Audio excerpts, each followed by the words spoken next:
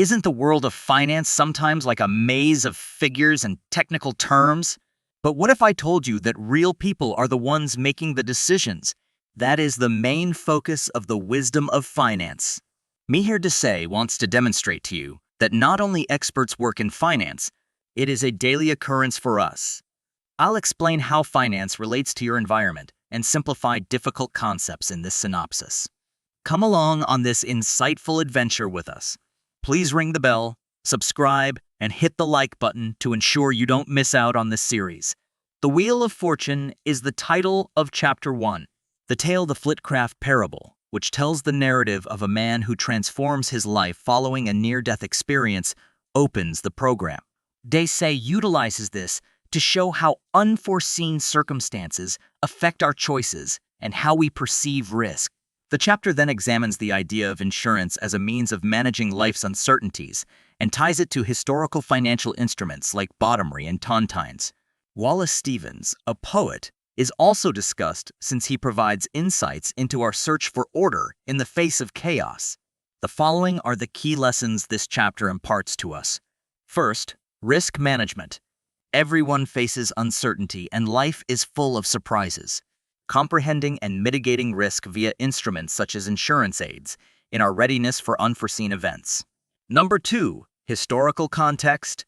Historically, risk management has been the foundation of financial instruments such as tontines, which are investments in which the last surviving member collects the fund, and bottomries, which are loans secured by a ship.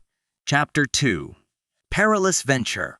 Desai introduces us to a variety of risk, taking behaviors from athletics to literature. We see how historical personalities like Isaac Newton and beloved Pride and Prejudice characters like Lizzie Bennet handle contemporary financial circumstances. We also talk about the idea of negative betas in the financial world and how some investments might be profitable in bad times. What details does this chapter provide? First, recognize that risk is a necessary component of both life and money. By gaining knowledge about various approaches to managing it, such as negative betas, we can make better informed choices. Number 2, literary and historical insights. Lizzie Bennet and Isaac Newton are two historical individuals who provide distinctive viewpoints on risk management. Their methods aid in our comprehension of risk in contexts other than finance. Chapter 3's title is on value. It looks at what value is and how it's interpreted in various situations. The Parable of the Talents, which emphasizes the concept of value creation through one's abilities and opportunities, is introduced to us by the author. The chapter also raises concerns about conventional metrics of worth, such as the return on investment in education.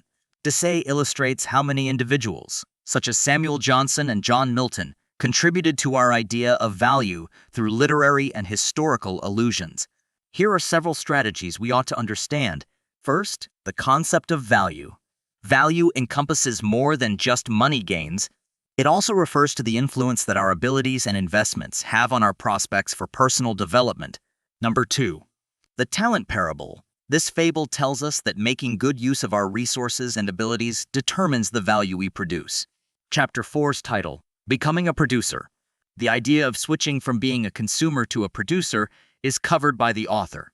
He illustrates corporate governance difficulties using the tale of Bialystok and Bloom from The Producers. The chapter looks at ways that organizations and people might handle their duties and obligations more effectively. Desai illustrates disparate methods of production and governance by drawing comparisons between companies like Apple and Tootsie Roll. What knowledge is so affected by this chapter? First, the producer's role. Unlike only consuming what others supply, producing entails actively adding value and skillfully allocating resources. Second, corporate governance. Good governance guarantees that decisions are made sensibly and that all stakeholders' interests are taken into account. This affects an organization's general well-being and performance. The title of Chapter 5 is No Romance Without Finance. Desai illustrates how money issues affect relationships and marriages with examples from both the past and the present. He talks about the dowry funds of Renaissance Italy, the mechanics of business mergers and acquisitions, and the intricate connections between organizations such as Fisher Body and General Motors. The chapter demonstrates how judgments about relationships and finances are frequently entwined. What specifics is this chapter going to provide? First, financial impact on relationships. In both personal and professional relationships, money and financial agreements can have a big impact on choices and results. Number 2, historical context. Customs from the past, like as dowries, demonstrate how money has always been entwined with societal structures and interpersonal ties. Titled, Living the Dream, Chapter 6. It centers on the idea of leverage and how it affects our choices and results. Desai explores how ideas of obligation and thankfulness affect financial decisions and contrasts the perspectives of Jeremy Bentham and Adam Smith on leverage. He also compares and contrasts the views of George Orwell and Jeff Koons regarding leverage, showing how divergent viewpoints on reward and risk can affect our personal and professional life. What can we learn from this chapter? First, leverage in finance. Leverage is the practice of leveraging borrowed funds to raise prospective returns while simultaneously raising risk. Making wise financial decisions requires having a thorough understanding of this equilibrium. Number 2, commitments and obligations. Making financial decisions frequently entails accepting obligations and commitments that affect our lives that extend beyond the short-term financial results. Chapter 7's title is Failing Forward. The author examines instances from both the past and the present of how strategic setbacks and bankruptcy have been handled and used to one's advantage in the future.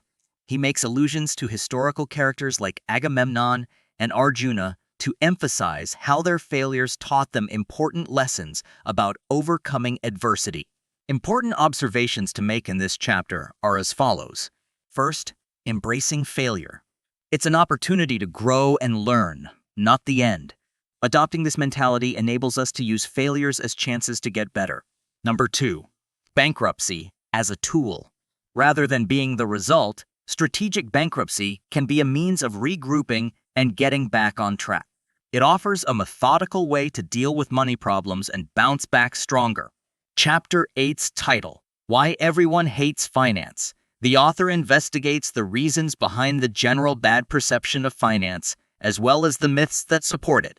Using the pack-home narrative and the idea that more and more is less and less as examples, he explores how literature and individual prejudices affect our perceptions of finance. What new information does this chapter offer? First, perceptions of finance. Cultural representations and misconceptions about finance are frequently the sources of unfavorable opinions. Comprehending the actual function of finance aids in mitigating these prejudices. Number 2, literature and bias. Our perceptions of finance are frequently shaped by stories and literature. Critical analysis of these stories allows us to see things from a more impartial angle. Money isn't the only thing in finance. It has to do with life. It's what the wisdom of finance has demonstrated. We have only touched the surface with this summary. Remember to subscribe to our channel to receive more sales advice.